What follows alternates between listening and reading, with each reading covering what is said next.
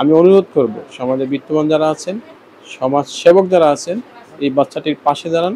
বাচ্চাটির অবস্থা অনেক করুণ। বাচ্চাটি সেই 25 তারিখ থেকে এই পর্যন্ত চোখে দেখতে পারতেছে না, চোখ মেলতে পারতেছে না, এবং তার গালের যে অবস্থা, গালের একটা বড় অংশ কুকুরের যে আঁচড় দিয়েছে সেখানে নিয়ে গেছে। এটাকে অন্য জায়গা থেকে মাংস নিয়ে এই গালটাকে সার্জারি করতে হবে।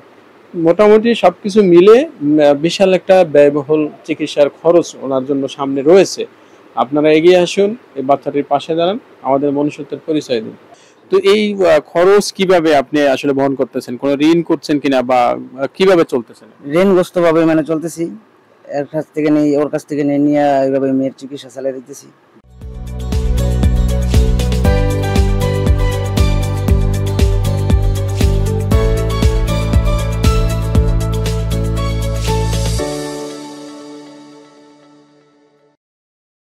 সন্তান প্রতিটি মানুষেরই আছে, আমাদেরও সন্তান আছে। প্রত্যেকটা সন্তানের জন্য আমাদের কলিজা ছিঁড়া মায়া থাকে। ঠিক ওনার সন্তানটার জন্য ওনার তেমনই মায়া। ছোট একটা পরিবার। এই ভাইটি ছোটখাটো একটা জব করে ওনার সংসারটা উনি পরিচালনা করতেছে। তো সেখানে এরকম একটা অনাকাঙ্ক্ষিত ঘটনা ঘটে গেল। অনেক চিকিৎসা হয়েছে এবং আরও চিকিৎসা বাকি রয়েছে। বিশেষ করে ওর গালটাকে সার্জারি করতে হবে এবং চোখের অনেকগুলো চিকিৎসা বাকি রয়েছে। অনেক ব্যয়বহুল খরচ। আজ অবধি আমাদের সমাজের কোনো সংগঠন কিংবা কোনো ব্যক্তির নজরে আসে নাই এই ছোট্ট এই নাবালক শিশুটির জন্য কেউ এগিয়ে আসে নাই। ভাই, আপনি এই পর্যন্ত অনেক চিকিৎসা নিয়ে ফেলছেন। এখন এই পর্যন্ত আজকে যে ঢাকায় নিয়ে গেলেন, ওখান থেকে ডাক্তার কি বললো আপনাকে?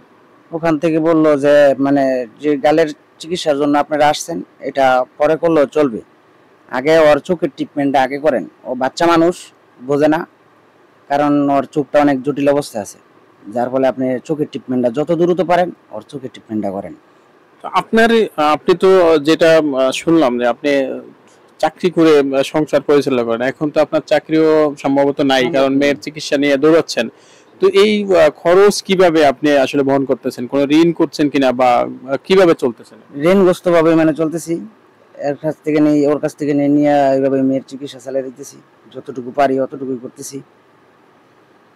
আচ্ছা, আমরা আপনার পাশে দাঁড়াতে চাইলে আপনার এখানে কোনো আপত্তি আছে কিনা আপনার? জি না। আমরা আসলে দোয়াও করি, এবং আমরা আমরা আমাদের পক্ষ থেকে, আমাদের এনবিসি টিভির পক্ষ থেকে, এনবিসি টিভি পরিবার ওনার পাশে সবসময় আছি এবং থাকবো। যে পর্যন্ত ওই মেয়েটার চিকিৎসা শেষ না হবে সেই পর্যন্ত আমরা এর পাশে থাকবো। আচ্ছা ভাই, এই ঘটনা কবে ঘটছে? এই ঘটনা রমজান মাসের 25 তারিখে ঘটছে। আচ্ছা, এই পর্যন্ত আপনি যে চিকিৎসা করিয়েছেন ওনাকে, কোথায় কোথায় চিকিৎসা নিয়েছেন ওর জন্য? ঢাকা মেডিকেল, তারপরে আপনার এই ইসলামিয়াত, আগারগাঁও, তারপরে আজকে গেলাম আবার ওই যে স্কিন করার জন্য ইউনিয়ার কি জানি হসপিটালটা, চক্ষু হসপিটাল না, স্কিন সার্জারি করার জন্য ওই জায়গায় গেছিলাম আজকে। ওখান থেকে বলে দিয়েছে যে মানে চক্ষুর চিকিৎসাটা আগে করতে, চোখের ভিতরে নাকি অনেক সমস্যা। আচ্ছা, এই ঘটনাটা কিভাবে হলো ওর সাথে, একটু যদি আপনি আমাদেরকে বলতেন বা দর্শককে বলতেন যে এই ঘটনাটা কিভাবে হলো? এই ঘটনাটা আপনার মানে গেছিল ওই দোকান থেকে আসার পথে মানে ওরে রাস্তার ভিতরে মানে কুকুরে পাইছে, কুকুরে তখনই আর আক্রমণ করছে। রমজান মাস তো সবাই ঘুমন্ত অবস্থায়, 7টা-8টার দিকে, তখন 8টা বাজে এই ঘটনা, 8:30টায়। আচ্ছা, এই পর্যন্ত যে আপনি চিকিৎসা করেছেন, এই পর্যন্ত অনেক খরচ হয়ে গেছে আপনার। তো আপনার পাশে কি কেউ দাঁড়িয়েছে, বা আপনাকে এরকম কোনো সহযোগিতার আশ্বাস কেউ দিয়েছে? জি না। আপনাকে যদি কেউ সহযোগিতা করতে চায়, কিংবা ইউনো মহোদয় অথবা সমাজসেবা অধিদপ্তর থেকে অথবা কোনো সংগঠন থেকে, আপনি কি এতে কোনো আপত্তি আছে কিনা? জি না, যদি কেউ দিতে চায় আমার মেয়ের জন্য আমি নিতে রাজি আছি। হ্যাঁ, আসলে আদরের সন্তান, প্রত্যেকেরই আদরের সন্তান থাকে। আমাদের সন্তানদের জন্য যেমন আমাদের মায়া, ওনার সন্তানের জন্য ঠিক তেমন ওনার মায়া। আজকে আমাদের এই কাছ থেকে খবর শুনে আরও কিছু ভাইয়েরা এখানে এগিয়ে আসছে। আমরা সেই ভাইদের কিছু কথা আপনাদেরকে শোনাবো।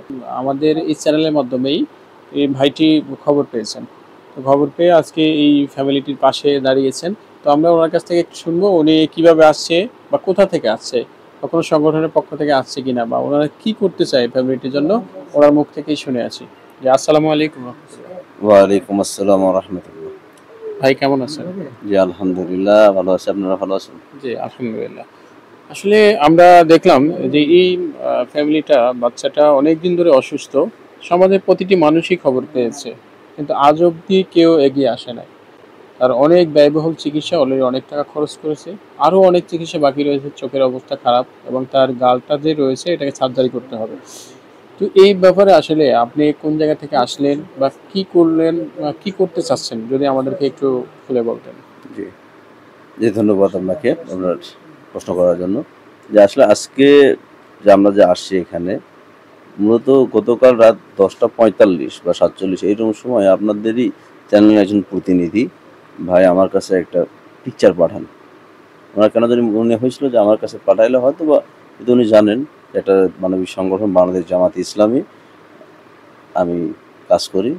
তো সেই জায়গা থেকে ওনার মনে হয়েছে, যেহেতু আমি এই ওয়ার্ডের দায়িত্বশীল আছি, তো সেই জন্যই উনি আমাকে বিষয়টা নজরে আনছেন, যে বলছেন যে ভাই দেখেন এইরকম একটা ঘটনা ঘটছে, কুকুর ছোটো বাচ্চাকে মারাত্মকভাবে জখম করছে, তো প্রপারলি চিকিৎসাও হচ্ছে না, তো আপনারা যদি পারেন যদি সহজে বাসায় থাকার, তো এই মাধ্যমে আমাদের চ্যানেলের মাধ্যমে মূলত আমার এই বিষয়টা জানা। তো সেই ক্ষেত্র থেকেই আমরা যোগাযোগ করছি ভাই কখন আসবে, কখন বাসায় থাকবে। তারপরে আমরা জানতে পারলাম যে সন্ধ্যার পরে ওনারা ডাক্তারের কাছ থেকে আসছেন। তো তখনই আমি আগে থেকে আমাদের দায়িত্বশীলদের সাথে যোগাযোগ করে রাখছিলাম। তাদের পরামর্শক্রমে আমি সহ মিলন ভাই সহ আমরা আজকে আসছি ভাইয়ের সাথে দেখা করে বাচ্চাটা দেখার জন্য। তো সেখান থেকে আমরা ভাইয়ের সাথে কথা বললাম, মূলত সমস্ত প্রেসক্রিপশন কাগজগুলো দেখলাম যে কোন কোন জায়গায় গেছেন। তো দেখলাম মোটামুটি অনেক চিকিৎসা, অনেক অর্থ অলরেডি খরচ হয়ে গেছে। আর চোখের যে অবস্থা বা গালের যে অবস্থাটা দেখলাম, এতে মনে হলো যে আরো অনেক অর্থ খরচ করতে হবে প্রপারলি চিকিৎসা করার জন্য। তো আপনারা এই যে বাংলাদেশ জামাত ইসলামের 4 নং ওয়ার্ডের পক্ষ থেকে আসছেন, এখন এসে আপনাদের পক্ষ থেকে এই বাচ্চার জন্য কিছু করছেন কিনা বা সামনে কিছু করতে চাচ্ছেন কিনা? জি অবশ্যই। জি আপনাকে ধন্যবাদ আবারও। যে আমরা আমাদের সবার সাথে আলোচনা করে যে সিদ্ধান্ত ক্রমেই আমরা আমাদের সাধ্যের জায়গা থেকে মোটামুটি একটা অ্যামাউন্ট ভাইকে কিছুক্ষণ আগেই আমরা দিলাম, যাতে প্রপারলি চিকিৎসাটা শুরু করতে পারেন। আমার কাছে যেটা মনে হয়েছে যে পরিমাণ চিকিৎসা হওয়া দরকার ছিল, সেভাবে চিকিৎসাটা এখনো শুরু করতে পারেন নাই। তো সেই জায়গা থেকে আমরা আমাদের জায়গা থেকে আমরা যে মানবিক দিক থেকে বিবেচনা করে আমরা দেখলাম যে না, আমাদের পাশে থাকা দরকার। আমাদের দায়িত্বশীলরাও আমাদের সেভাবে পরামর্শ দিয়েছেন। সেখানে আমরা ভাইকে আজকে কিছু সহযোগিতা করলাম এবং ভাইকে আশ্বস্ত করলাম, আর পরবর্তীতে যে চিকিৎসা বাচ্চা সুস্থ না হওয়া পর্যন্ত বাংলাদেশ জামাত ইসলামী তাদের পাশে আছে, থাকবে ইনশাল্লাহ। জি, আপনাদের এই মহৎ উদ্যোগকে আমি স্বাগতম জানাই। প্রিয় দর্শক, আপনাদেরকে আরেকটা জিনিস আমরা বলে রাখি, যে এই জিনিসটা আমরা একটু আগেই আমরা এক ভাইয়ের মাধ্যমে খবর পেয়েছি যে এই বাচ্চাটার ছবি দিয়ে, বাচ্চাটার পিক দিয়ে অনলাইনে অনেকে প্রতারণা করছে, বিকাশ নাম্বার দিয়ে, নগদ নাম্বার দিয়ে। তো এই ব্যাপারে আমরা একটু বাচ্চার গার্ডিয়ানের সাথে একটু কথা বলবো।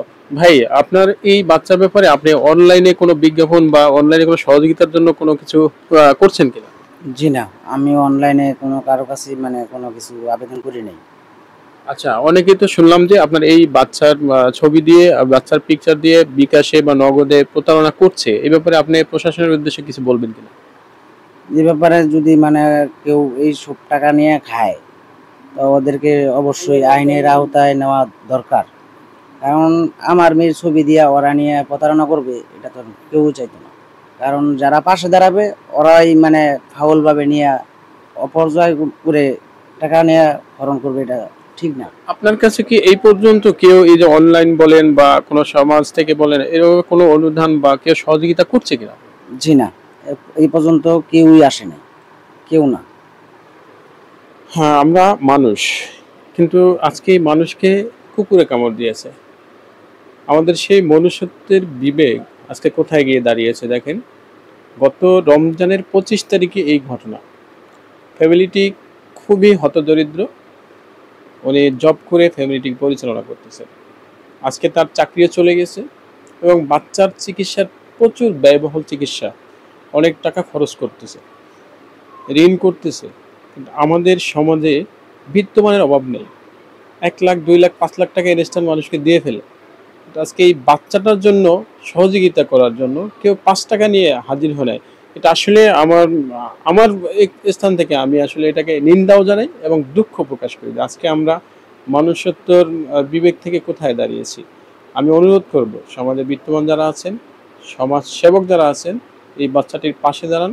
বাচ্চাটির অবস্থা অনেক করুণ। বাচ্চাটি সেই 25 তারিখ থেকে এই পর্যন্ত চোখে দেখতে পারতেছে না, চোখ মেলতে পারতেছে না এবং তার গালের যে অবস্থা, গালের একটা বড় অংশ কুকুরের যে আঁচড় দিয়েছে সেখানে নিয়ে গেছে। এটাকে অন্য জায়গা থেকে মাংস নিয়ে এই গালটাকে সার্জারি করতে হবে। মোটামুটি সবকিছু মিলে বিশাল একটা ব্যয়বহুল চিকিৎসার খরচ ওনার জন্য সামনে রয়েছে।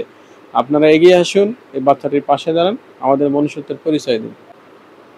এস এম আলামিন হোসাইন, NBC TV, রূপগঞ্জ।